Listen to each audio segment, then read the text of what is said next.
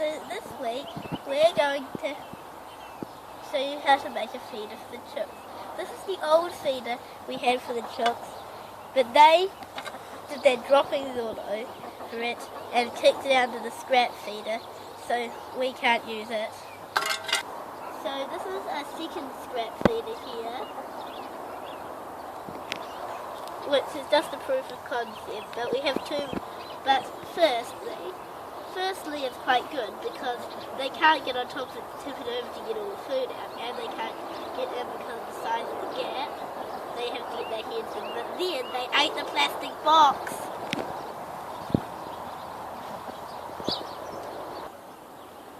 The other problem with this feeder, is that, what the?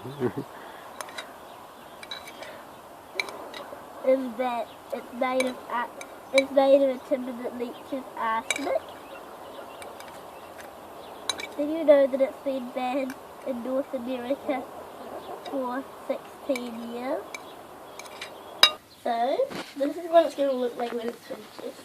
Obviously it isn't screwed, so I'm not going to really touch it. But it's going to have something a bit like, it's hard to get my hands around this humongous thing. That's going to go on top to stop the chickens. We're going to put some screws there and put some screws there to connect it, and we're going to do the same on the other side. By the way, the wood we're using is macrocapa. It's naturally rot-free, so it doesn't have the problem with arsenic. So I'm just going to trim the wood.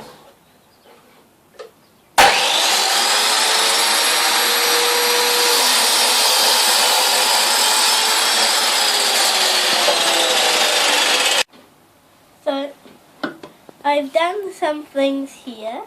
I've put some screws in there, and now I'm going to drill the pilot holes for the next, not pilot, clearance holes for the next screws.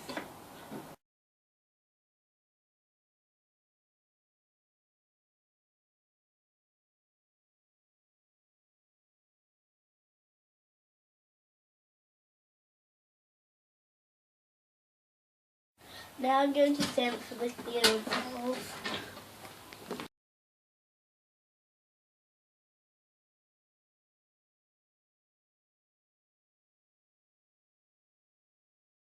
So now I'm just putting the frame together.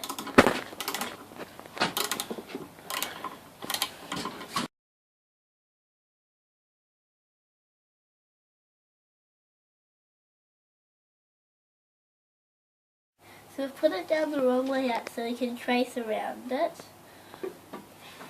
And now we're going to cut 4mm inside that line. Now I've dismantled this and I'm cutting the holes to make the clearance cut out to the tray.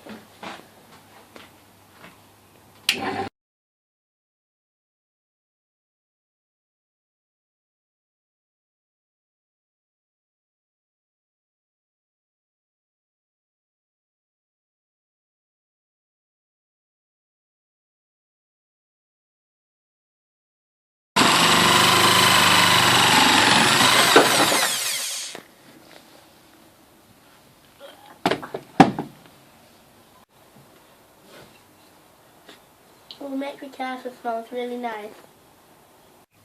I've screwed it back together again. Now let's see if the tray fits.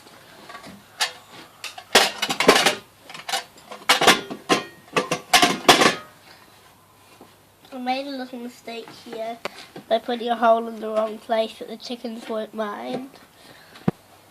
So, we don't need any more thin wood like this wood here. So we're going to have to rip this in two to make it thin like that. Not quite as thin, about this thin maybe.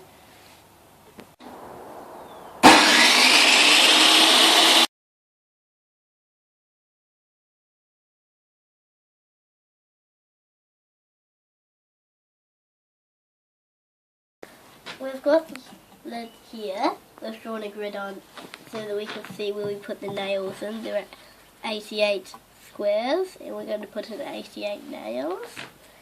And the lid fits on like this.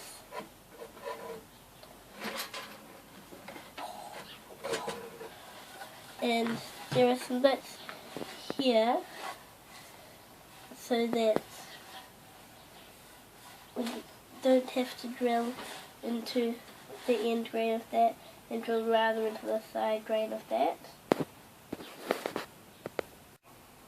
So the most important dimension is here, which is 100 millimeters, and also the other reason these side bits is here is to stop it from warping.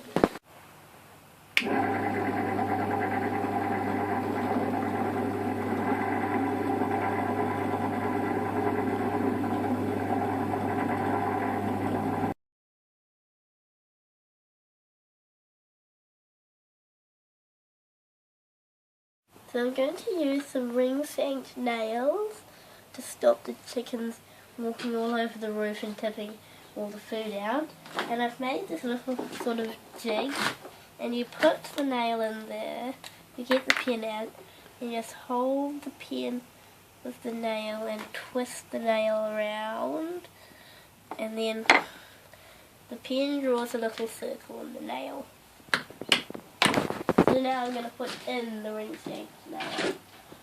So the reason I put the rings on these nails was because I don't want to put them in too far and get them stuck in the jeans here.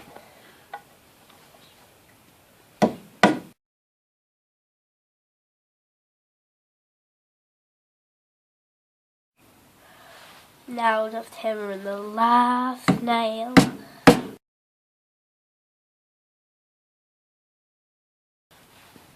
And one more hit. So there it is. If you want to see how good the Prime Minister is at hammering a nail, look up NZ Prime Minister hammering in nail. Just in a sec, we'll go and try it out with the chickens.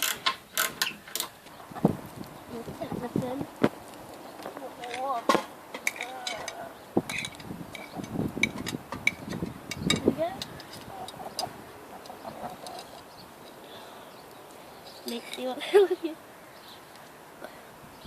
You're not eatable, feeder. Okay.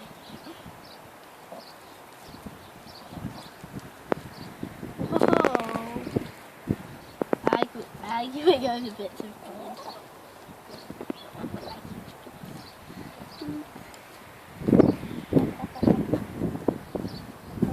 bread. I'll get you a bit more grass. What do you say about that?